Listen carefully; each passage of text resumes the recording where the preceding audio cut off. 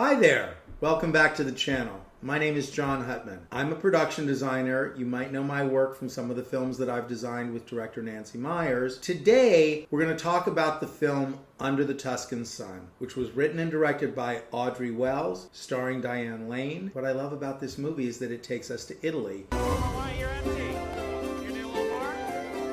A little more wine? A little more vino? I kind of love the opening of this movie because it's so brutal. This is a woman who suddenly finds herself divorced. Her ex-husband takes the house, which lands her in Tuscany. You are gay and away. She sees this real estate ad. She gets back on the bus. The bus is stalled by a group of sheep, and there is Bramisole, and something in her says, "Stop the bus! Stop the bus!" And suddenly she finds herself owning this villa in Tuscany, and the villa is a wreck. Buyer's remorse is a very common affliction among new homeowners. The first thing that I thought when I saw her walk up to this house, which is like overgrown with vines, and that's a lot of work. Part of me completely gets that impulse and it's like, go, go, go. And the other part of me takes a step back and goes, oh, don't go. You know, the house itself is a couple hundred years old. The plumbing and the wiring is like, who knows what you're going to get. The only reason she makes the decision to buy this house is she has no idea what she's getting herself into. I have bought a house in a foreign country. She hires this local Italian guy who has a team of Polish workers. Okay, yes. Okay, yes? The first room that we see them attack is the living room, which is kind of a wonderful, faded, shabby ruin. It's incredibly romantic and charming. What they set out to do is open up the wall between the living room and what will become the dining room. They've made some holes in the stone wall and they've got some jacks in there. And in the process of that, the whole thing collapses. Oh, God. The house that she's just purchased is collapsing down around her. If you watch the DVD extras, apparently after the wall collapsed, these old Italian frescoes were revealed beneath the surface layer of plaster. That scene has been cut. So now what you have, when you get to the renovated end of the movie and she's in this lovely, warm, earthy Italian color living room with all these murals on it, you're like, where did these murals come from? But anyway, the murals were there. She discovered them and they become another existing symbolic element that has been uncovered, exposed, and restored. There is a story that they tell about the building of the train tracks that went across the Alps. They built these tracks even before there was a train in existence that could make the trip. Francis has to build this house on the faith that the train will come. Yes. Thank you. The first room that Frances tackles is the bedroom, which she does pretty quickly. It's a big rectangular room with a kind of pink fresco-y paint finish, a black wrought iron bed with a portrait of the Virgin Mary. I don't know that for me, I would start with a pink bedroom, but what I believe is that as the first room in the house, Frances wanted a pink bedroom. And what I like about that choice for her is it's an American pink and it's a happy color. Even if you don't feel happy, build the bridge and get happy. You'll notice in Frances's bedroom that there's this little wood-burning stove. What I want is the huge roaring stone fireplace in the living room, which honestly requires a quantity of wood and fire containment that's not realistic, or I want central heating. And the reality of the life that Frances gets to live here is a wood-burning stove in her bedroom that keeps her warm. In the living room, there is this beautiful damaged chandelier. One of the tasks that Frances undertakes is to go to Rome to try to find crystal parts for this chandelier. And when she goes to Rome, this leads to her big Italian affair. Okay.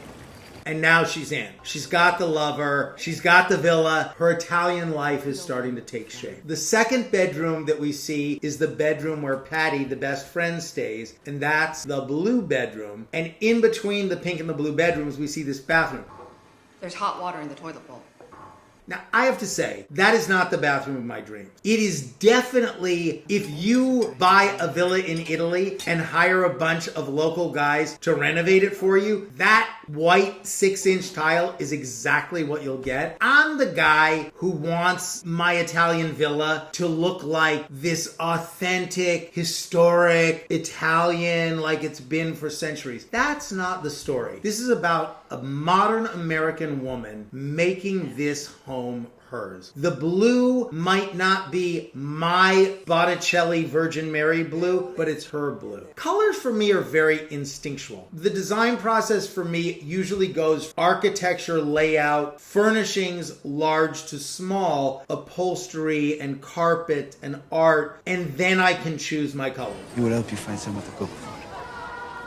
One of the pivotal scenes, actually, Frances gets invited to the realtor's home to have dinner with his family. And she comes back and she's like, you want to know what? I've got this adopted family of Polish workers, and she cooks for them in the kitchen of the house. And if you've ever been to Italy, first you think, my God, it takes them 2 hours to have lunch and everything runs late. And then you start to understand what happens during that 2-hour lunch. It's about connection and being present and being with family and food that you buy an item at a time. And where the house really starts to come together for me is in the kitchen. And what I love about this kitchen, there are two kitchens coexisting. One is the 200 or 300-year-old kitchen where the stove is this giant stone fireplace, mantle, wood-burning oven where you can bake bread. Then next to it, you have this modern 1950s gas stove. Similarly, there is this stone sink between the two windows with an antique dish drying rack over it. Chances are that the plumbing hasn't worked in that thing for years. In the corner, there's a contemporary, and when I say contemporary, maybe like 100-year-old cast iron and porcelain sink with a metal drying rack over it. It's like rings of a tree, and we get to see both eras of history coexisting in the same space. Beautifully, beautifully realized. And Frances manages to have in her kitchen, around her kitchen table, a meal that she has prepared for her adopted family. That is an experience that is quintessentially Italian. It's the next emotional event after she meets Marcello. And the kitchen for me, that and the office are my favorite rooms in the house. They might have built the bedroom separately, definitely built the living room and dining room, and the kitchen they might have created inside of a larger room in the villa. Not 100% sure, but that's what it feels like. There is also this detail that I love where Frances looks out the window of her office, and across the street she sees this old man bringing flowers to a shrine to the Virgin Mary. There is something about this ritual of renewal and keeping someone in your thoughts. We see Frances not just noticing it, but absorbing it.